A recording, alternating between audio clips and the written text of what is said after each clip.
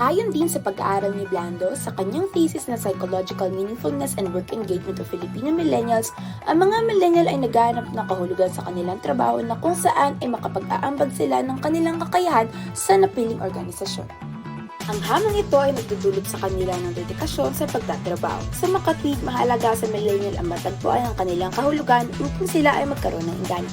Bukod dito, maglikom din ang bagay na tinutukoy bilang pangangailangan ng mga manggagawa upang manatili silang may engganyo sa trabaho.